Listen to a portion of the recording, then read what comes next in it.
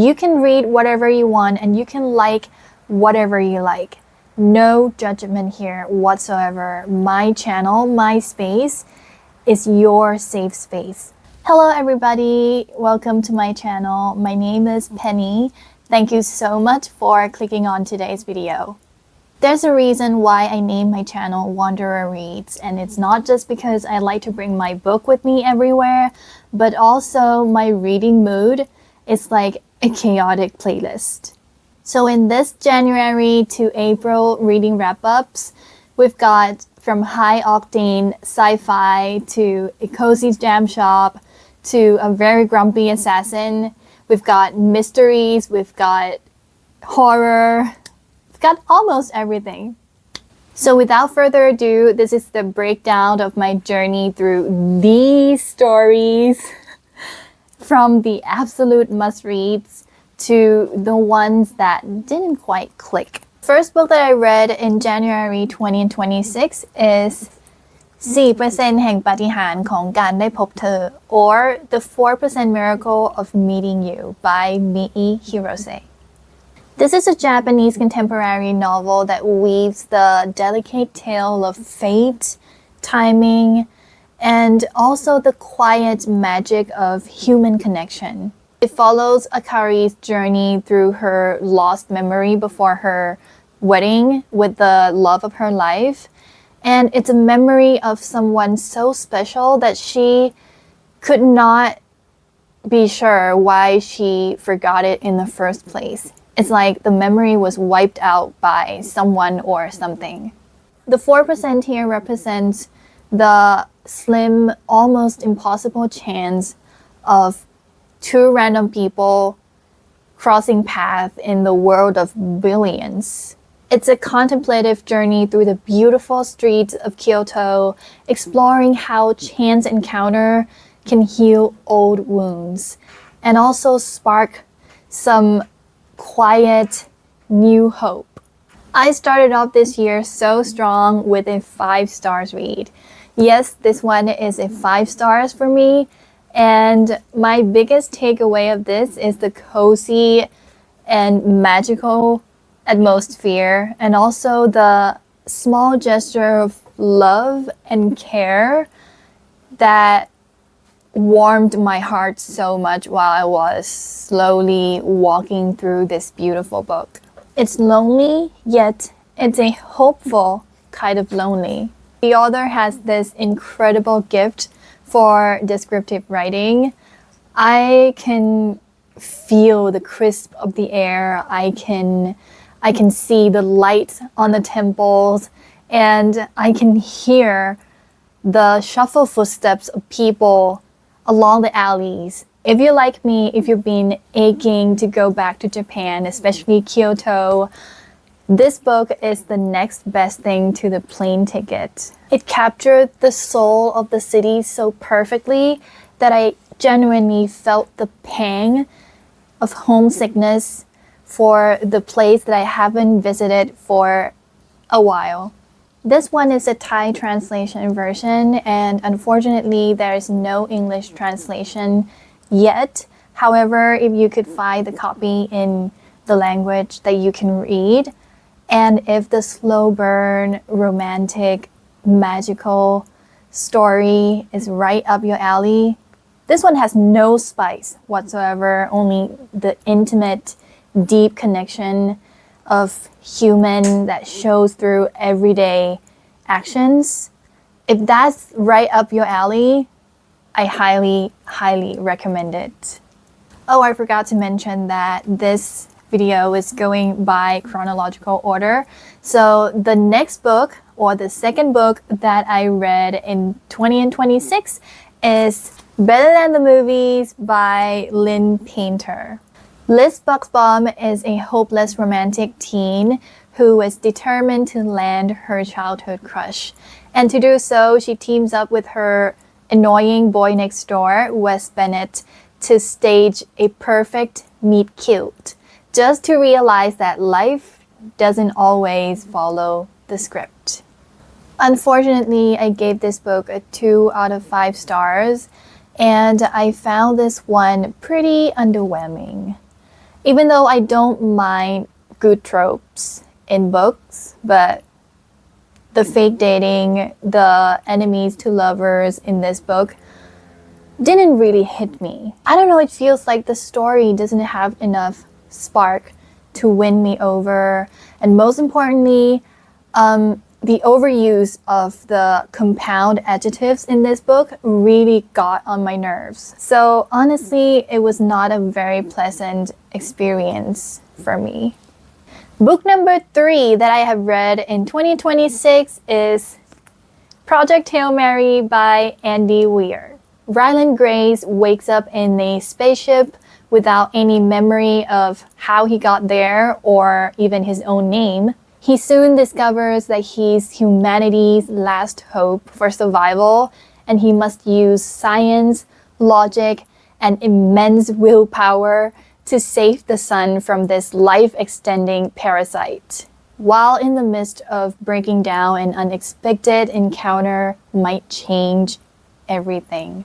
This one is another 5 stars read for me.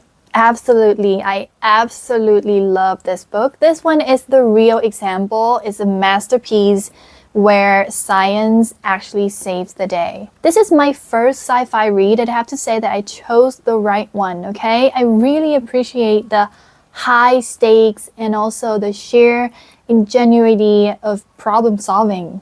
I was, by the way, intimidated by the science that might be mentioned in the book, but trust me, it was not that bad. It's not like crazy science logic and not full of jargons or words that you won't understand. There would be a lot of explanations, but in not boring way. It's funny, it's witty, it's adorable. I had such a blast reading this book. The movie was good as well, but you still need to read the book to understand the movie more, in my opinion. And yeah, I highly recommend this, and it's a perfect 5 stars for me. My next read is Zoo by Oh Sui-chi. Okay, so for this one in Thai edition, it is separated into 2 books, but it's actually like the same book. This is a collection of dark psychological short stories. All the tales in this book dive into the unsettling corners of human nature, and also including eerie, strange, and unexpected twists. I gave this book a 3 out of 5 stars because I felt this was a bit of a mixed bag for me. As with most of the short story collections, I found some entries to be hauntingly brilliant, while others didn't quite land for me. I still appreciated the dark creativity, but the unevenness of the stories kept it at the standard good rating. Alright, I think we are halfway now. So book number 5 that I read in 2026 is The Spell Shop by Sarah Beth Durst. The colonial librarian named Keela flees the revolution with her sentient spider plant and her secret stash of spellbooks. She ends up on a remote island where she opens a spell shop disguised as a jam shop to help the local community while staying under the radar. I gave this book a 3.75 stars. I really enjoy the cozy fantasy energy here. It was like a warm hug of a book with lovely setting. While I didn't find it groundbreaking, I think the tree spirits and the sentient plants were delightful and charming. And I think it's a solid read that I would definitely recommend for a rainy day. For book number 6, I do not have the physical copy with me, nor do I have it on my Kindle because I borrowed this book from my school library.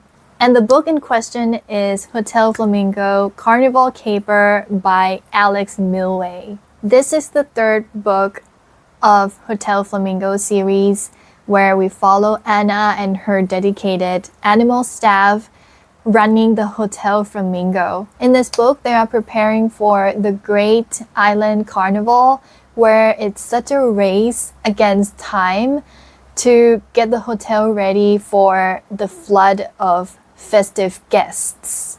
I think it's such a lovely, colorful chaos full of compassion, friendship, and also love. I gave this one a 4 out of 5 stars, and this one is a reread for me because I DNF'd it the first time.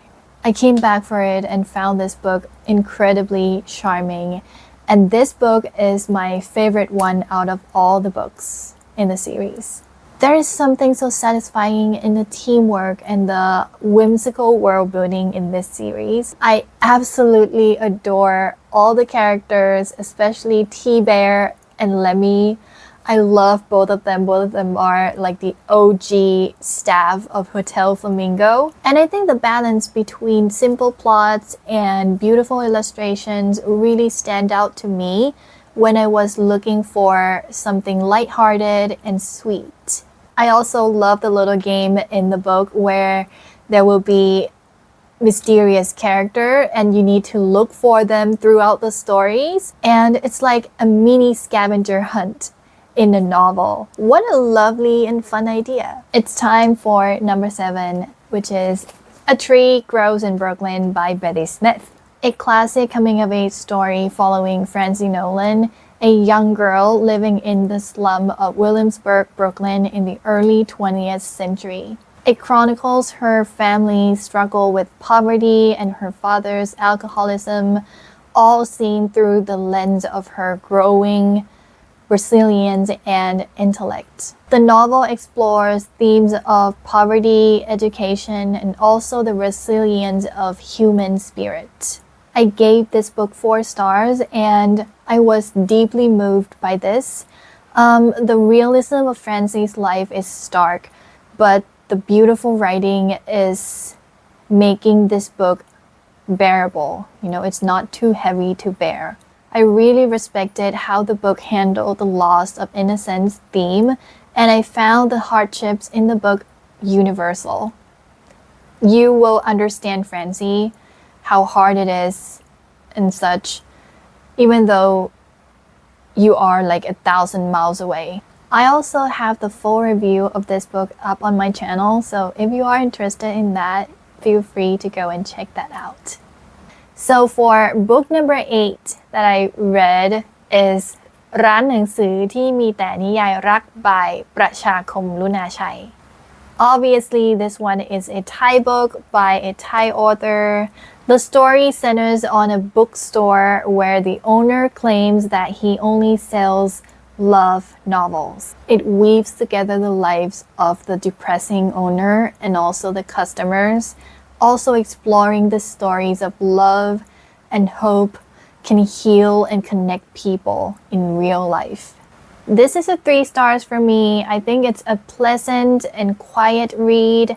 I also like how the author makes us think that love novels or love stories do not only have to mean romantic stories. The book has a lovely sentiment about the power of books. However, it did not quite challenge me or pull at my heartstrings as much as I expected. But I still find it to be a lovely, quiet read. Book number 9 in the year of 2026, The Outsider by Stephen King. Alright, I have to be real with you guys because I have an appointment after this and it took longer to film this than I expected. So allow me to read my script to you guys for the last 2 books. I'm sorry to do this, but I don't really have time. When an 11-year-old boy was found murdered, all evidence points to the town's popular Little League coach. However, the coach has an airtight alibi, leading Detective Rap Anderson into a mystery where the line between reality and the supernatural begins to blur. I give this book 3.5 stars, and this one is my first Stephen King's book, and I really like the true crime feeling in the first half of the book. It was really tense. However, I felt the transition into the supernatural elements was just okay. I enjoy the ride, but I think the mystery setup was slightly stronger than the eventual payoff for me. I'm still excited to read more of King's books though, so if you have any recommendation, I would love to hear them. Last but not least, the book that I read at the end of April 2026 is The Assassin's Blade by Sarah J. Maas. I read this one on my Kindle over here. This one is a collection of 5 prequel novellas that follow the world's most feared assassin named Celaena Sardothien on various missions across the continent before the start of the well-known series Throne of Glass. I gave this book 3 stars. I like getting to know Celaena backstory, but I found the conflict between her reputation and her reality a little bit far off and unbelievable. The book seems to have done its job without blowing me away though, unfortunately. But I have done the full review of this book up on my channel, so if you are interested in that, you can go and check it out after. That's it for today's video, and I hope you found my review somehow helpful. However, please keep in mind that we are all different. What works for me might not work for you and vice versa. So if you've already planned to read something that I said didn't quite click for me, please do read them for yourself, okay? I don't want to be the hindrance between you and your next favorite read if that's the case. You can read whatever you want and you can like whatever you like. No judgment here whatsoever. My channel, my space is your safe space. With that being said, I hope you enjoy reading and I will see you in my next one. Bye!